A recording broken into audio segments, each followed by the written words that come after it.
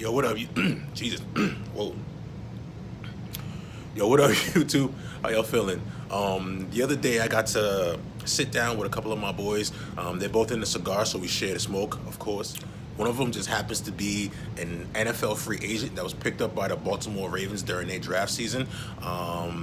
So I thought it'd be dope to just, invite him over, and my other boy who's also into cigars and heavily into the NFL. And we just chat and we just chop it up and talk about cigars and talk about his journey from being a kid and loving football to getting a chance to play with, people that he always admired and watched on TV. So I think it'd be something that everybody would enjoy, whether you're into cigars or whatever. So grab a smoke, grab a drink, sit back, enjoy.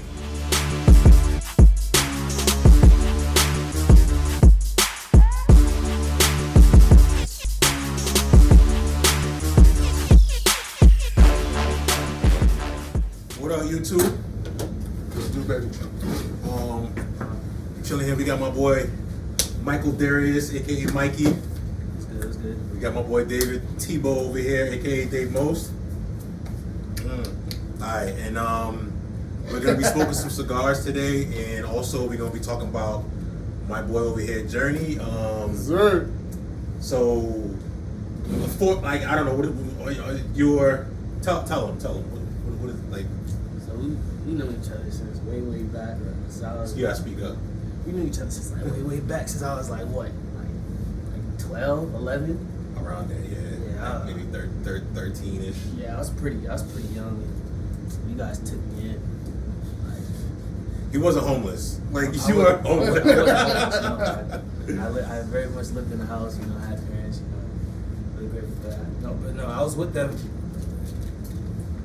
basically all the time, all day, every day, and so they basically taught me like so much. And they was just like the older heads. They're the OGs that I looked up to as kids. Who? You, me, Sammy, all you guys, and it was just and it was crazy because I went going to like a public school for high school. I went to another course of college. I played for Brighton. What's school? You gotta speak up, bro. Like, you gotta speak up. Yeah, I guess for real? The camera's right there. You gotta speak up a little I bit. feel like I'm shouting. no, you sometimes gotta do like that, bro. Come on, you big guy. You got some voice in you, dog. All right, well, first of all, let's we smoking today in the basement. David, what you smoking today? I got this Caribbean Cash, man. Alec Bradley. Got the Tito Brasilia. Mayo. CAO, yep. And then I got the My Father's cigar. It's Flor de la Antillas. I've heard a lot about this, and I like the way that rolled off your lips, bro. Yeah, you know papi. Pause. So, Mikey, you said that I thought you was a cigar smoker, bro. You was telling me you only smoke like 2 cigars in your life. Yeah. I only smoked like 2. It was Your first one was graduation. my high school graduation. Now, is that a thing that your high school did? Yeah, so like prep schools, they really like prep school. Yeah. prep schools. They really like graduations. They all get cigars, even like the girls too. Right. And so when you graduate, you take the flicks. Everyone's saying goodbye. You see crazy big smoke. Right. And so that was the first time I had a Cuban. Wow. I had a Cuban. I was Was it like, a real Cuban? shit. I hope so. Now, I peeped that when I went to my cousin's graduation at BC High. Yeah. They did that cigars. It's Yeah. a big prep school thing. Yeah, that's real. And then my second was my 21st birthday. Yeah, college. Oh, it was in college. Yeah, that's right. You did turn 21 in college. All the way out in Georgetown. Yeah. So you went to Georgetown University, played for them Hoyas. Hoyas. Sir. Cut my joint up. That's oh shit. That's heavy. Oh, that's when you were That's the talking one I about. was talking about. Yeah. So you pop it up like that with the button, and you got the straight cut and you got the V cut also. Now, dudes, I was watching a review on that. Yeah. On this one show, the crowd. Yeah. I was watching a review on it. One of the downs to this, from what I hear, you can either speak to it or deny it, is that when you cut, some of the ash can get stuck inside. The tip of it. Yeah, it can get stuck inside. Is that a thing? Well, I haven't tried it yet, but I'm honestly a lot of the people that I know who have it, they haven't really complained about it. But I mean, once it is inside, like you can easily. I think you can. I mean, we'll try it. I've always been wanting to try a V cut real quick, and I'm gonna try that right now. Ah, golly, that pinched me. I'm good though. But yeah, that's a nice clean cut. I didn't cut my finger off. Praise the Lord. But T could be upset. but I think it comes right out. It comes right out. So Oh, it doesn't. right. It don't get stay trapped in there. It comes out. So Got it. you want to do a straight cut, Mike, or V? You like the V? Yeah, I got a. Nah, I know.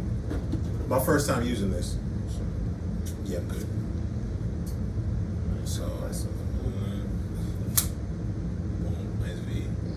So I got me a basic $3.95 one. Yeah. It does the job, but I do got my eye on that Let one. me see that. That's the one with the the single blade. And a V. All right, you keep that. Keep that. I'm gonna gift you this now that I have A what? upgraded to this joint because I got my straight cut on here also, and that's a What do you better. mean? That's a better straight cut because it's got the double blade. Yeah, so that way it don't get dull on the other side. Yeah, because that'll smash your cigar Right. up and it just won't be good. Blow on that. Make sure it's all even. Nope, no homo. Pause on that. Blow hard, bro. Pause. Pause. Now puff that. Keep going so you can get like, so you know it's.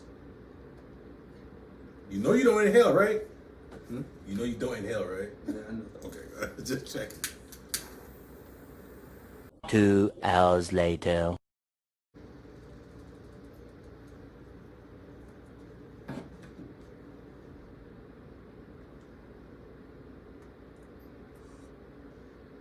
There you go.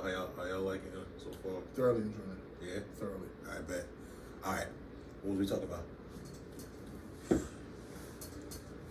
Yeah, how long I know y'all? Yeah, I bet. All right. It's been a great. So yeah, going to Boston Public School. Went to another course of college. Played for Brighton Bengals. Played for them for 3 years, and You just then went there, right? yeah, To Brighton? yeah. So one of the reasons why I actually went to Brighton was because Because of Eve. of Eve. And then he won state championship for Brighton. So I was like, Oh, what? I gotta do. Yeah, he's on the state championship team. So I was like, What position did he play? he's a running back. Yeah. Makes sense. Short, stout. Yeah, so I was like, yeah, I gotta get me one of those. So I was like, but then I realized, like, being stuck in Boston Public School, it's like Limited. You're very limited. You're like you're in a bubble.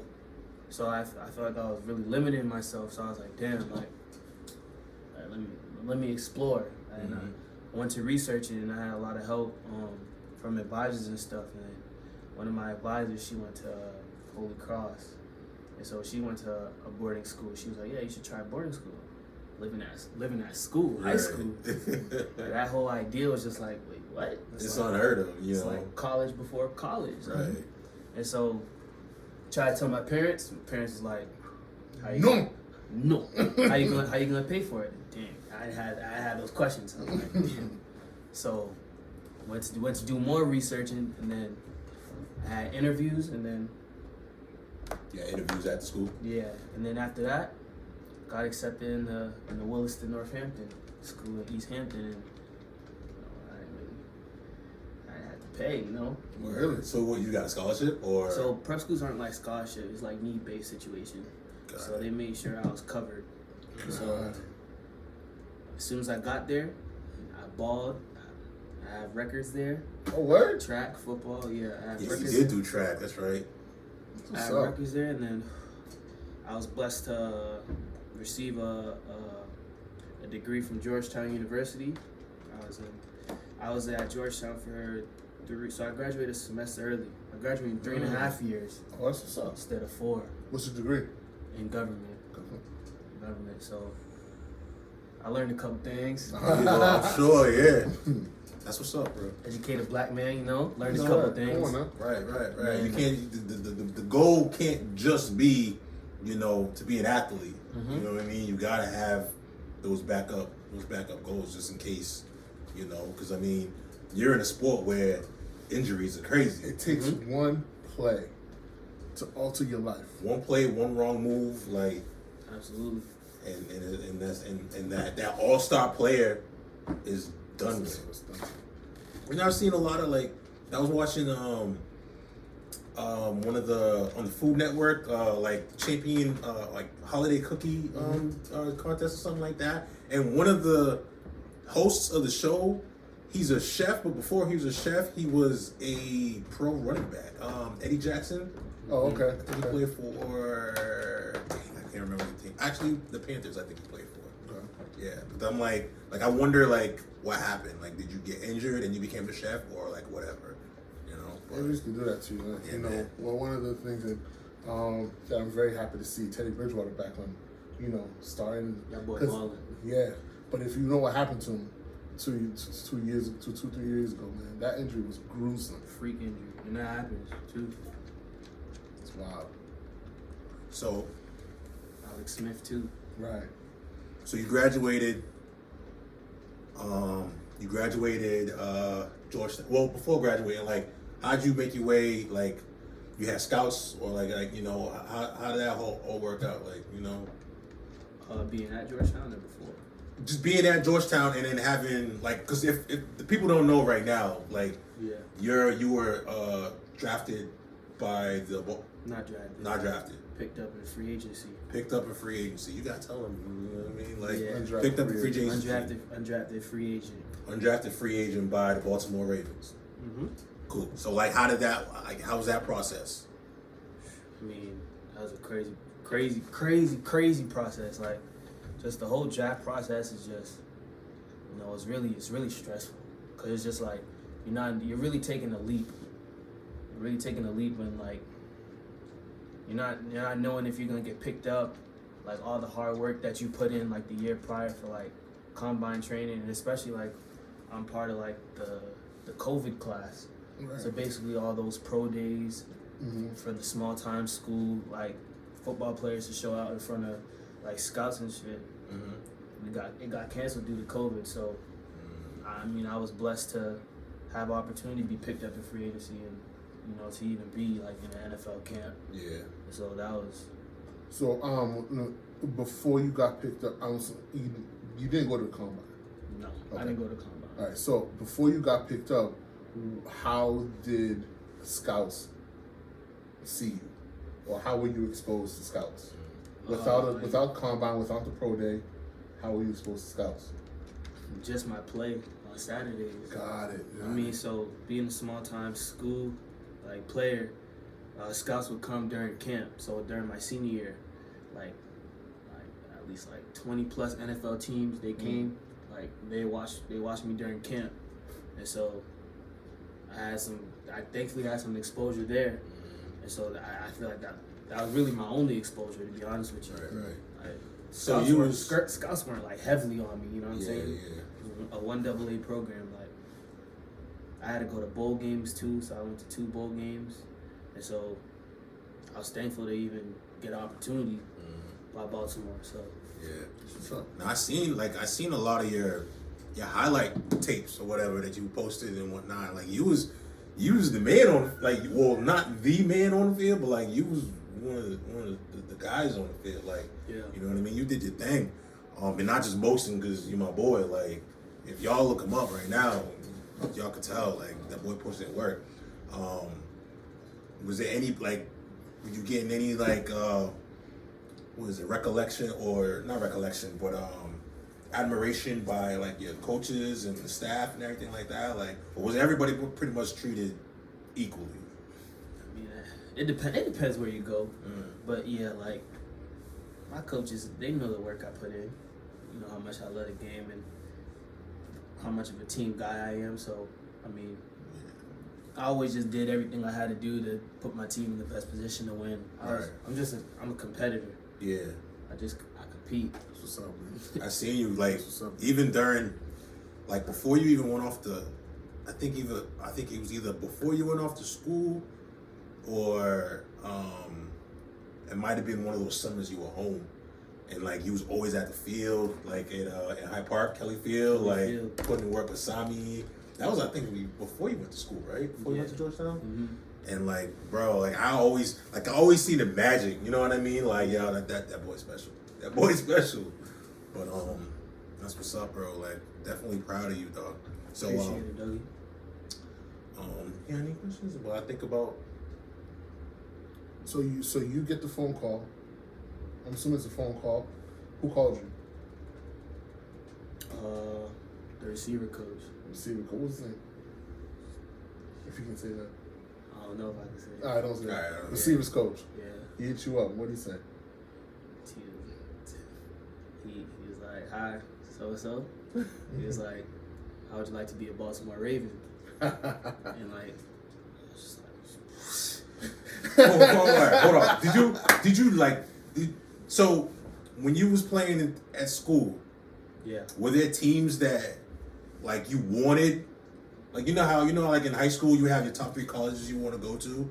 Like, Nah, I didn't have a team. you didn't. You Whoever- just want to get picked up. Whoever gave me a Whoever. chance. Yeah, all right, cool. Even if it was a dozen in Cleveland, you would have. Whoever gave me a chance. Put me out in Alaska, they had football. Facts. That's real. That's what's up. But yeah, no, it was a crazy year. And then now, you know, we didn't have preseason games. Right. So it was just like, you know, you can only deal with the cards you've been dealt. Right. And so now it's just still on the same journey, still on the same path, you know. Right. You know, gotta stay in shape, Yeah. maintain. So Yeah. technically, right now you're an unrestricted free agent. Yeah. So, you know, just trying to stay in shape, you know, wait for another opportunity. Right. Continue to showcase my talents and, you know, that. Until sorry, go ahead. So now that you're like, it sucks because with COVID, I mean, let's say without COVID didn't exist, would you still be like would you be in Baltimore chilling like you know with everybody and all of that, or would you still be like back home? I couldn't even tell you. I feel like it'd definitely be like a different circumstance. Yeah. For sure, because with preseason games, like I'd be thrown out in the fire. Right. Mm-hmm. And me being a competitor, Yeah. I'm gonna compete. So Right. something was gonna stick. Right. And so I mean, it's just this year, like with the league, it was a lot different. Like in the years past that people are used to. So you know, it's nothing you can really hang your head about. You know, I'm proud of how far I came, but you know, Definitely, bro. Because I mean, still so much more to get done. for the kid that always loved football, you know what I mean, and that's every high school, you know, middle school player dream. You know what I mean? Whether you get like signed, draft, like, you know, official. Mm-hmm. I'm not. You know. I'm not big on stats. Like, I don't know the technicalities and the specifics and all of that. I watch football. I like the sport. That's it for me. But yeah, it's messed up, bro. Like, you can't even put on a shine right now if you wanted to. Like, you know what I mean? Yeah. Like, it's just, yeah. But I guess all we could do is hope for better days. You know what I mean? So when the season's over, what happens? Same thing, you know. You just keep grinding. You just keep grinding. Hoping. So what sucks is from what I assume is that opportunities come sometimes out of tragedy. Mm-hmm. You know, someone gets hurt, someone gets Sick. Yeah. and they're like, okay, well, we need a receiver who knows the playbook. Right. Or Mike knows the playbook. Let's give him a call and see if he's able to come in. Right. So, And that's when staying in shape comes in, because right. You gotta always be on your game. they're trying to see, like, all right, we gotta throw you in there. We gotta see if we can throw you in there. So, Right. are you in shape? Have you been working? Now I know that there's in shape and then there's NFL in shape. How do you stay NFL in shape?